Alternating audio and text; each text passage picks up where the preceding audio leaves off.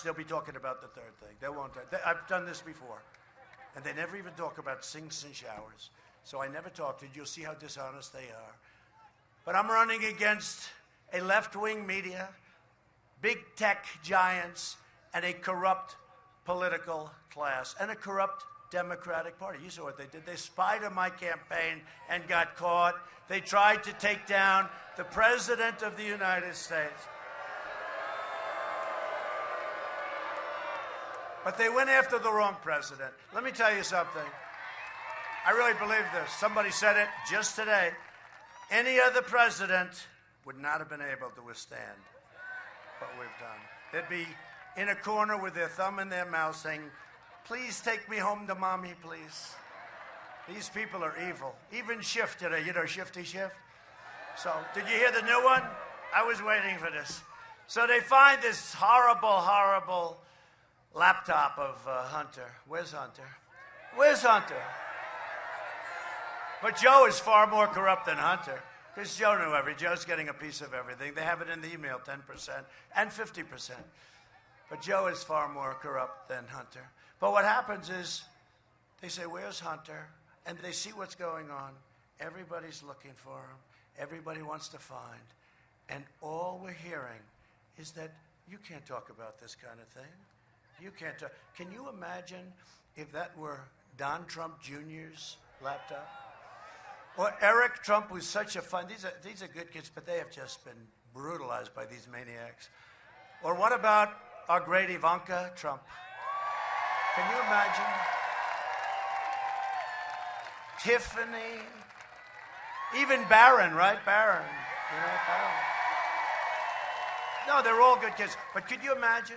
You know, Barron had the problem, okay? He got healed in about 15 seconds, right? You got to understand that. You know, the young kids, was it 99.9 something? They said Barron tested positive. Even I wasn't worried. You know, he's strong. He's definitely tall. He's tall. And he's a good kid. He's a good kid. He's a smart kid. But they said, sir, Barron tested positive. At first she said, oh. I said, well, is he okay? Yeah. Are you going to give him anything? No. Like 2 seconds later, I said, how's Barron? Oh, he's all set. He beat it.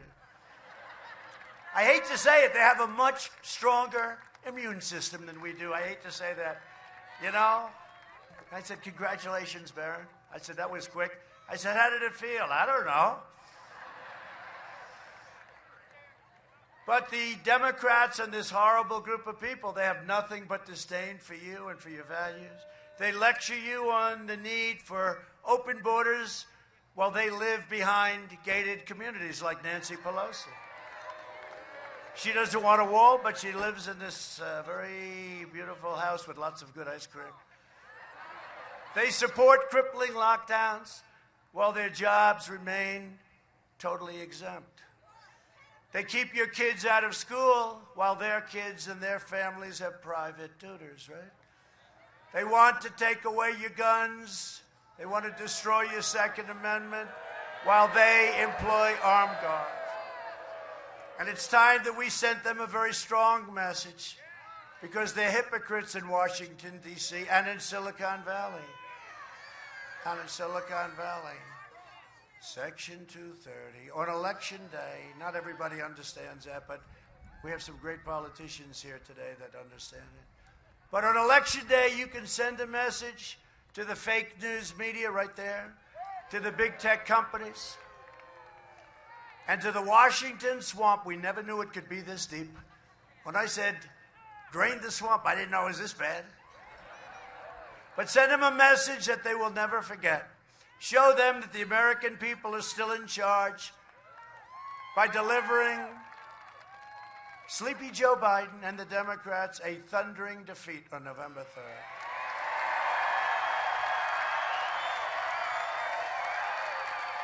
And if I don't sound like a typical Washington politician, it's because I'm not a politician. But I've dealt in politics for a long time. I know them very well. I know them all very well. I've dealt for a long time. I know them all. If I do not, thank you very much. If I do not always play by the rules of the Washington establishment, it's because I was elected to fight for you harder than anyone ever before.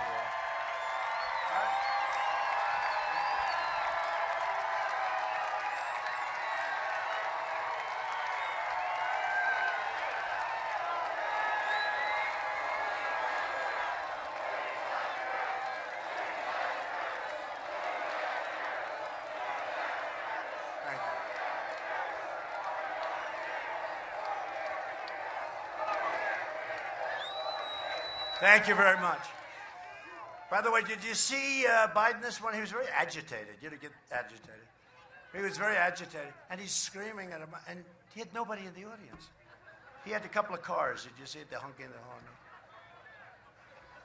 I can't believe it. And they don't report that. You know, we got lucky. I think the cameraman slipped and the camera went a little off kilter because they would never. Just like we want them to show our crowds. They don't want them. I love watching those circles. He's got those big, they're so well done, though. The best thing about his campaign is the guy or woman that does the circles. No, there's a lot of talent there. They're perfect. You know, I'm a perfectionist, frankly. I am. It's always a good builder. Look at those circles, very thick. And very far apart. I think you got about 6 of them, because that's the number of people that show up. This way he could say, we were sold out today. I'm fighting against forces who want to destroy everything that you love and cherish. People think of Joe Biden as a nice man, but he's not a nice man. No, he's not a nice man. He was never a nice man. And he was never a smart man. He got lucky. He got lucky that Pocahontas didn't quit earlier. And he's not a good man. He's a corrupt man. And he took an ad against me knowing it was false. You probably know the ad. It's a horrible, vicious ad having to do with the military. It's a totally false, horrible, horrible ad. And nobody has ever done more for the military than I have. Nobody. And we advised him and his group of dishonest cronies, legally and every other way. We advised them and we let them know. We're putting complaints in all over the place. But he took a vicious, vicious, horrible ad of something I never said. It was a magazine that's an Obama-type magazine with Obama and Biden and crooked Hillary. It's I won't even mention it, third-rate magazine, loses a fortune. And they made up a story. And they said I said certain things. There's no human being on earth, unless they're seriously, seriously deranged, that would say such a thing. And I said it in front of other soldiers. And I have 26, I think, witnesses saying, it's ridiculous. Number one, you wouldn't need any witnesses. Nobody would say a thing like that. But we said it never happened.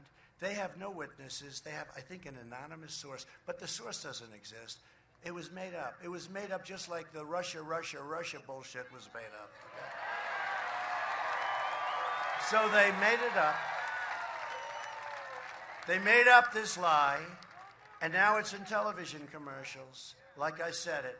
And frankly, if I were a military person and if I saw that ad, I would never vote for Trump. And I told my people, this is a very serious thing. They took a statement, made up a statement, just like they do. This is what they do. They're vicious, horrible people.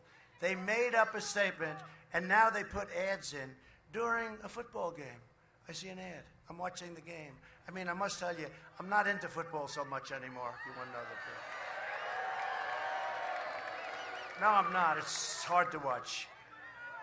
I love people that honor our anthem and honor our flag and honor our country.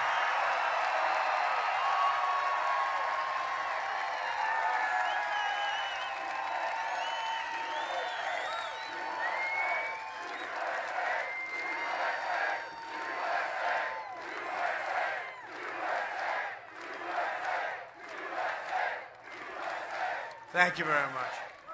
Thank you. And you look at the basketball. Did you see the basketball already? It's final game.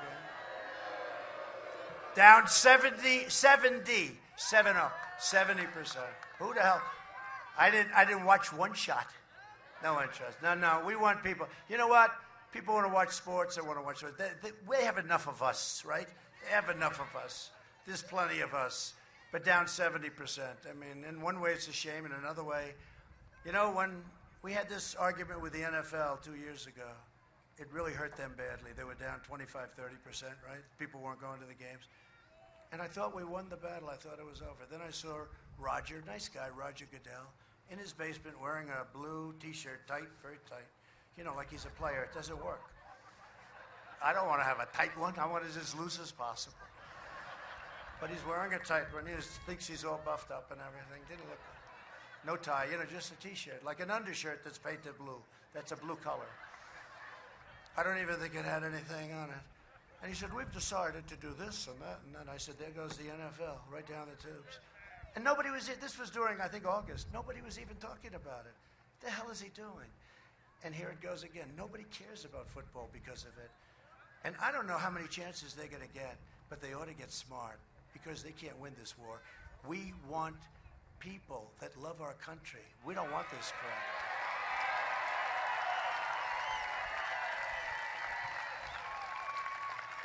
If a player's making $25 million a year doing something he'd be doing anyway on the weekend, okay, because he loves playing football, and if somebody's making $10 million for blocking or $25 million for throwing, and they say what a horrible country we're living, we can't do that.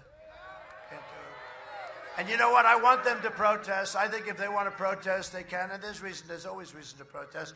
They can, but not then, and not sitting on a knee instead of standing proudly with your hand on your heart. And you know, in the contract, they have a clause. You have to stand hand on heart. They actually have, I think, hand on heart.